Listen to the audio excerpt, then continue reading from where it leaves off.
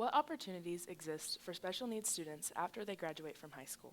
The National Center for Educational Statistics states that 19.4% of students attend college after graduating from high school or other secondary services.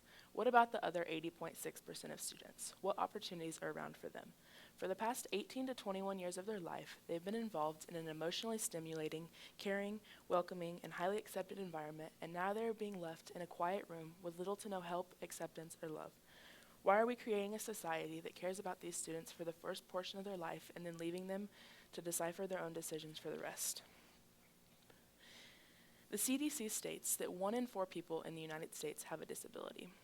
That is nearly 26% of the US population. There are many different types of disabilities, whether that be a medical diagnosis like autism, a wheelchair for paralysis, or artificial objects to hear, see, or speak. There is a need for successful programs that will work with these children to make them be successful and have the success stories they deserve. Today I will be talking about 3 different organizations that exist right now. We have independent living centers, which are very similar to assisted living facilities, but geared at a much younger age range. There is also college, which many of you know is not a probable option for many special needs students. The final and most popular option is employment. Employment is a very probable option because it provides a daily structure in which they must follow. As a society, we need to come together, work together, and fight together to give these students the success they deserve. We have done this for the average human. Why can't we do it for these kids too? Amber Closter is a low-incidence teacher here at Pittsburgh High School. In an interview with her, she talked about CDDO programs and the work they are doing to help these students. The issue with CDDOs is that students are having to enroll in 5th or 6th grade to be able to get into them after they graduate from high school. No child knows what they want, especially no parent of a child knows what they want this early in life. In the same interview, Amber said, "I would like for parents to be able to become more knowledgeable about services. Parents bring lots of questions, and I wish there was a program that helped them." If parents were more knowledgeable, the program would also be more successful. There are not enough programs that are designed for the parents and the parents only. The phrase "mother always knows best" can only get a family so far in life. The first program I'm going to be talking about are ILCs. As previously mentioned, an ILC is a program similar to an assisted living where a resident has a bedroom and a bathroom, but the cool part about an ILC is they are given staff members, which are there to help them throughout the way. Susan Stoddard, a rep for the Center of Disability Issues and the Health Professions, interviewed 2 different ILC programs and focused on their benefits and the successes they are having. She stated, "At the time of the study, 25% of the ILCs provided employability or employment services, counseling resources, advocacy and removing barriers and attaining resources, development of an enhanced self-concept, and meeting individual living needs. These programs are building life structures and job development for these people. If the ILCs were not around, we would not have these services available." In the same interview, Stoddard states that residents are able to develop communication skills because of their involvement with other people with similar disabilities in the same program.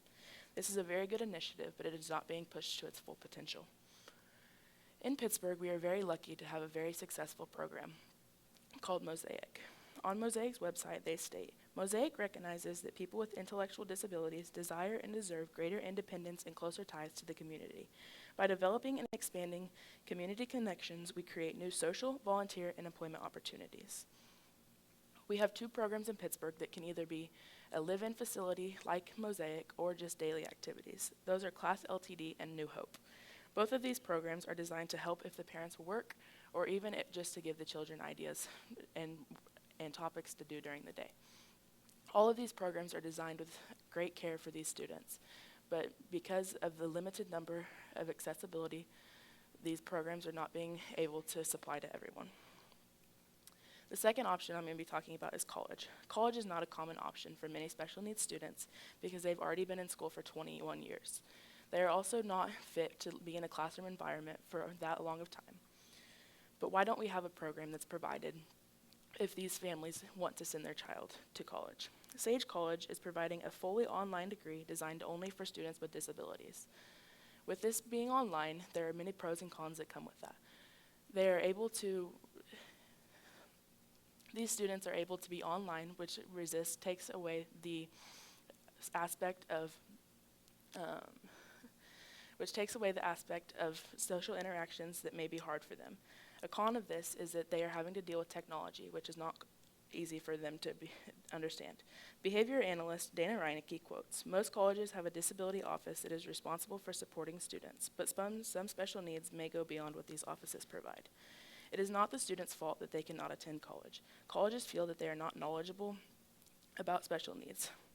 A high school special education teacher needs to have a degree in special education to be able to teach. Why can't we have someone like this at the college level?" The third and final topic I'll be talking about is employment. Employment is one of the most common options for people with special needs. This is because they're given a schedule which is very easy to follow. Special needs students that have a job are very successful because they get to do whatever they need on their own pace. Employers are hesitant to hire because of the lack of training and the cost of accommodations.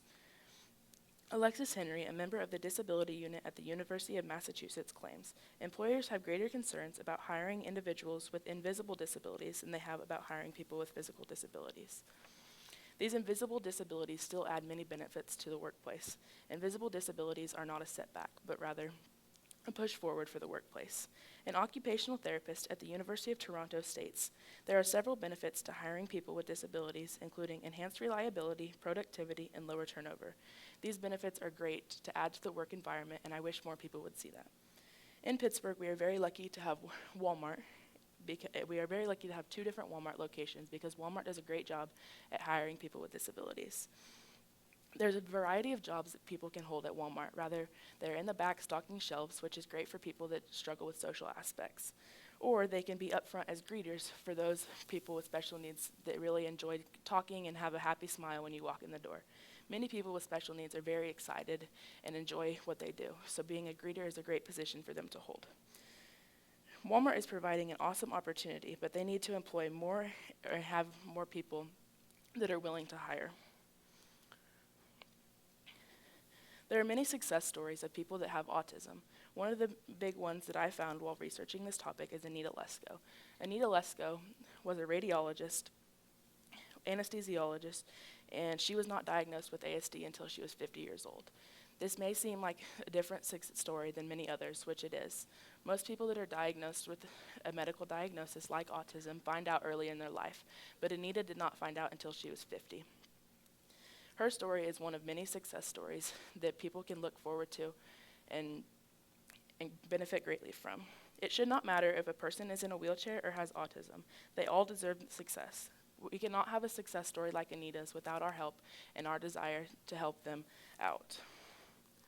We have done it for the average human. Why can't we do it for these people too?